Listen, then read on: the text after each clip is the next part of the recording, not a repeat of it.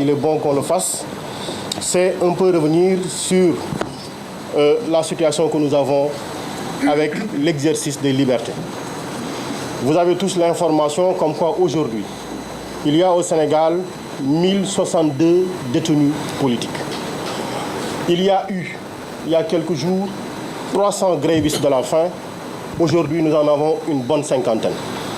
Et dans ce lot, beaucoup ont été en réanimation et sont aujourd'hui dans une situation sanitaire critique. Pour certains d'entre eux, vous avez bien reçu l'information qu'il leur a été refusé pendant un moment les soins sous le prétexte qu'ils étaient en grève de la faim. Et le constat global, c'est que on parle bien de la situation des grévistes de la faim, mais on ne l'a pas encore abordé sous le lien holistique pour savoir quelle en est la cause et quelles peuvent en être les conséquences. On pose la question sous le simple prisme pour nous faire voir que, aujourd'hui, le gouvernement du Sénégal pousse les détenus politiques à exercer la seule méthode de résistance qui leur est offerte. Parce que vous savez tous qu'en prison, on ne peut pas organiser de marche. En prison, on ne peut pas organiser de manifestations. On ne peut pas organiser de sitting.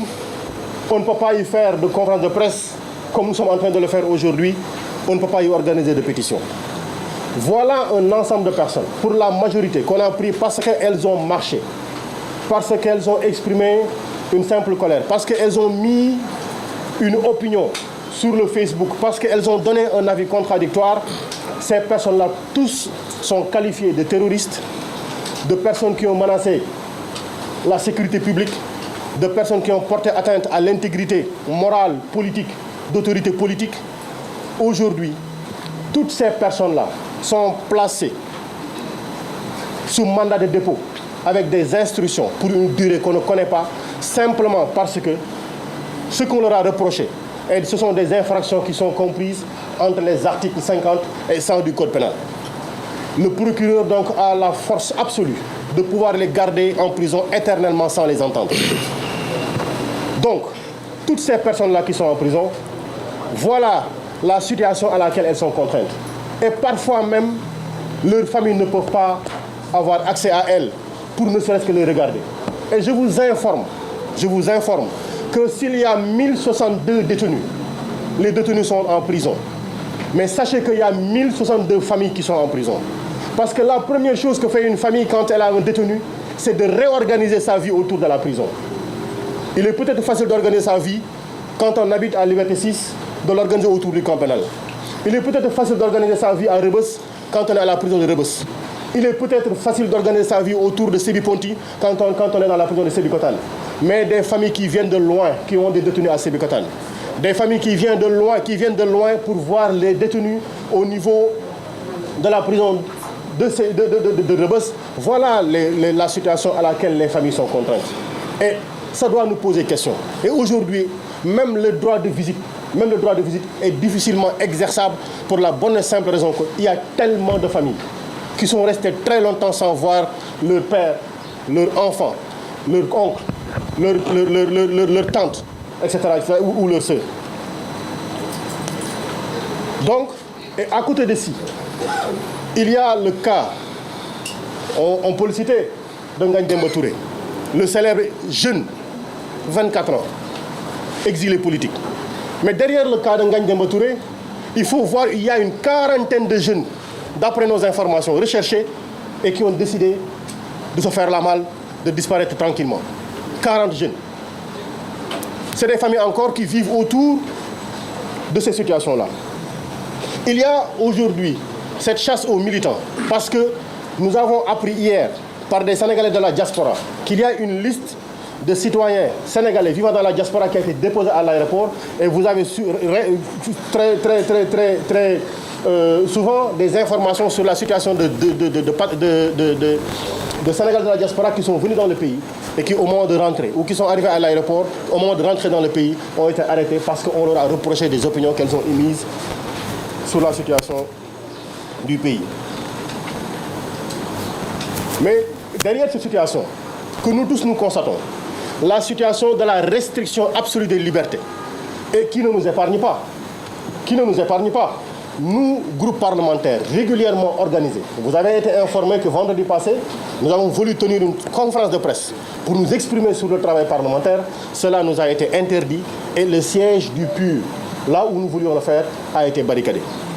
Aujourd'hui, nous nous retrouvons au siège du PRP, le fameux siège toujours barricadé. D'ailleurs, la gendarmerie doit commencer à payer le loyer parce qu'ils barricadent le siège pendant de très longs jours. Donc, ils doivent participer au paiement de la location parce que c'est eux qui bénéficient du siège. Mais ce qu'il y a lieu de dire aujourd'hui, c'est que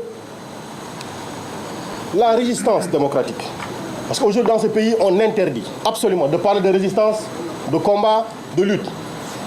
Il faudra chercher les bons épithètes. On précise bien, aujourd'hui, la résistance démocratique des Sénégalais, aussi bien de l'intérieur que de la diaspora, nous permet de récupérer des espaces de liberté. Et aujourd'hui, notre présence dans ce siège ici n'est pas un cadeau qui nous est fait. C'est la somme de tous les combats qui sont aujourd'hui en train d'être menés par la société civile, par des intellectuels que d'aucuns qualifient de politiques. Mais la nature de l'intellectuel, on le connaît. C'est des intellectuels qui émettent des avis objectifs sur ce qui est en train de se passer. On a entendu des universitaires, et on a entendu des partis politiques tous s'exprimer pour ce qui est en train de se passer dans ce pays-ci. Et le fait de décrire tout ceci, dans ce pays comme dans la diaspora, nous permet de récupérer quelques portions de liberté démocratique et de pouvoir les exercer. Et c'est au titre de la récupération de ces libertés démocratiques que le groupe parlementaire aujourd'hui est en train de s'exprimer. Parce que ça lui a été interdit la semaine passée, aujourd'hui dans ce siège du PRP qui est toujours barricadé et aujourd'hui qui reste ouvert. Donc, ce que nous disons, il ne faut jamais cesser d'essayer d'exercer les libertés démocratiques. Il faut écrire, il faut demander des autorisations de marche, il faut informer la société internationale, il faut informer la communauté internationale, il faut continuer ces activités-là pour nous permettre de pouvoir encore et encore récupérer toutes ces portions de liberté démocratique qui nous ont été confisquées.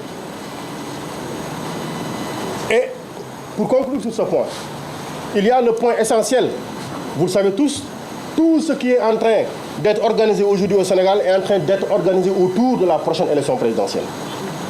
L'occasion de dire que Ousmane Sonko restera et est le candidat unique du parti PASTEF.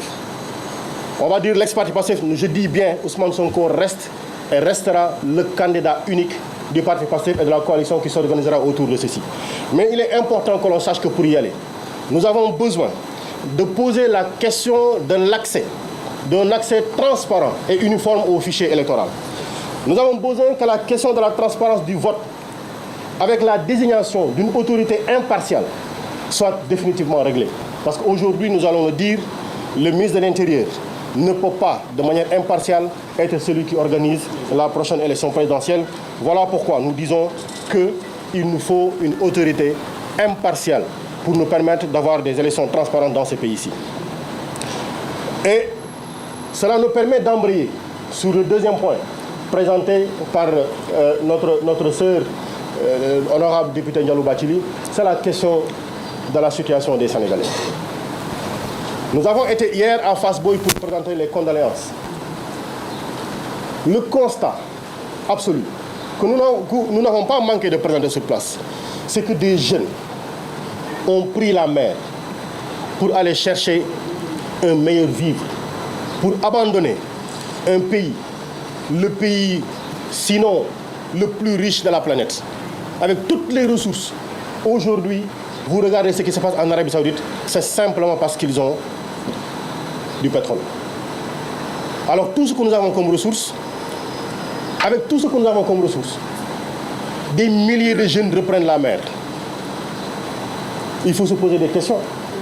Et la question simple, ou plutôt la conclusion simple qu'il faudrait en tirer, c'est que quand les ressources sont exploitées ici, de manière juste, et également, dont les bénéfices sont également répartis pour tout le peuple, nous avons une jeunesse qui comprend que ce pays-ci est une terre de trésors. Mais quand les ressources sortent du pays, sans qu'on leur ait la possibilité de poser des avis sur l'égale distribution des bénéfices pour ces ressources-là, il faut comprendre que les jeunes ne font que suivre leurs ressources. Et on pourrait en donner des exemples, mais sachez-le, ce qui s'est passé à Fass Boye est une question de responsabilité de l'État. Et nous demandons sur ça la libération de tous les jeunes qui ont été arrêtés parce que ces jeunes-là ont voulu demander à l'État de sortir et de s'exprimer sur la situation des jeunes disparus. Et demander à la suite de ceci la libération de la totalité des détenus politiques au Sénégal. Et quand je parle des détenus politiques, le plus célèbre, le plus connu aujourd'hui, est bien le président Ousmane Sonko. À côté de cette situation, il y a la situation de l'exercice des libertés. Il y a la situation de la cherté du coût de la vie. Guy Marius Sagna a eu une formule bien indiquée de sortir avec 2 oignons. Je lui avais demandé d'en ramener, peut-être qu'il a oublié ou qu'il n'y a plus d'oignons chez lui. On n'a pas pu ramener des oignons, hein. Mais la vie coûte cher. L'électricité coûte cher. On peut donner des exemples et des exemples. Et aujourd'hui, les véritables débats dans ce pays auraient dû être ces questions-là. Mais on nous contraint à nous battre pour permettre à un opposant d'exercer ses libertés démocratiques sous le joug d'une grande manipulation. Et cette situation de la vie des Sénégalais nous amène encore à donner juste un exemple sur la situation du monde agricole. Est-ce que vous savez qu'aujourd'hui, pour la population rurale, on leur donne 2 kg d'engrais par personne imposable. 2 kg d'engrais. Ça veut dire quoi? Ça veut dire que pour qu'une famille puisse avoir 50 kg d'engrais, il faut que la famille soit composée de 25 personnes imposables. Et sachez que si un hectare, pour un hectare, il faut 150 kg d'engrais, faites la multiplication, il faut 75 personnes pour une famille pour mettre de l'engrais sur un champ de 1 hectare. Alors qu'on nous déclare bien que le budget pour la campagne agricole pour cette année-ci est de 100 milliards. Posez-vous des questions. Et ce que je dis là est vérifiable dans la commune de Djamal. Parce qu'ils vont dire non, ça c'est pas vrai. Ils vont nous amener des gens qui vont nous dire, mais voilà, qui vont nous apporter la contradiction. Allez-y à Djamal, dans la commune de Djamal, dans le département de Birkelane, vous vérifierez ces informations-ci.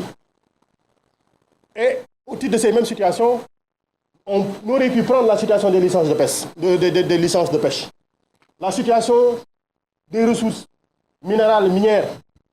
On aurait pu en prendre encore des exemples. C'est simplement pour dire que ce que nous avons aujourd'hui doit nous poser d'amples questions.